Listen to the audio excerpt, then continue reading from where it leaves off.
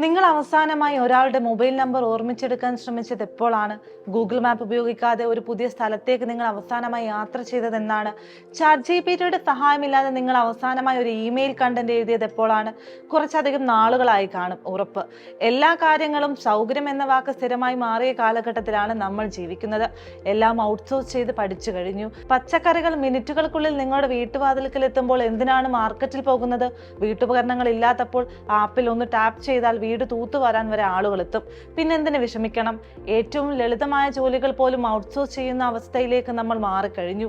ഒരു juicy chicken ബർഗറിന്റെ reel കണ്ടാൽ മതി, വിശപ്പില്ലെങ്കിലും നമ്മളത് ആപ്പുകളിൽ കയറി ഓർഡർ ചെയ്യും എന്നതാണ് സ്ഥിതി. എന്നാൽ ഈ അവസ്ഥ അത്ര നല്ലതല്ലെന്നാണ് മനഃശാസ്ത്രജ്ഞർ പറയുന്നത്. മനുഷ്യന്റെ ഈ അവസ്ഥ മാറ്റിയെടുക്കാൻ ഫ്രിക്ഷൻ മാക്സിംഗ് എന്ന പുതിയ പരീക്ഷണവും ഇവർ മുന്നോട്ട് വെക്കുന്നു.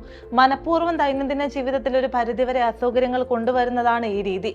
അതല്ലെങ്കിൽ സൗകര്യങ്ങൾ പലതും കുറച്ചു കൊണ്ടുവരാനുള്ള ഒരു ശ്രമം. 1-2 കിലോമീറ്റർ യാത്ര ചെയ്യേണ്ടി വന്നാൽ ടാക്സി ബുക്ക് ചെയ്യുന്നതിന് പകരം നടന്നു പോകണം.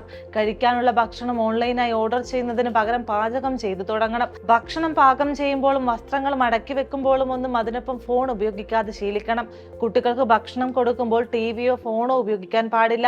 ഇതൊക്കെയാണ് ഫ്രിക്ഷൻ മാക്സിംഗ് രീതി.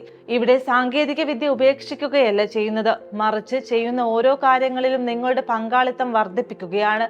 ഓഫീസിൽ മീറ്റിങ്ങുകളും മറ്റും നടക്കുമ്പോൾ സജീവമായി പങ്കെടുക്കണം. അല്ലാതെ മീറ്റിംഗ് സമ്മറികൾ AI ടൂളുകൾ ഉപയോഗിച്ച് തയ്യാറാക്കുന്നത് ഒഴിവാക്കാം. മാനസിക പങ്കാളിത്തത്തിനുള്ള അവസരങ്ങൾ നഷ്ടപ്പെടുന്ന രീതി മാറ്റിയെടുക്കുകയാണ് ഫ്രിക്ഷൻ മാക്സിംഗ് ചെയ്യുക. ശ്രദ്ധാപരിധി പോലും വളരെയധികം കുറഞ്ഞിരിക്കുന്ന തലമുറയാണ് ഇന്നുള്ളത്.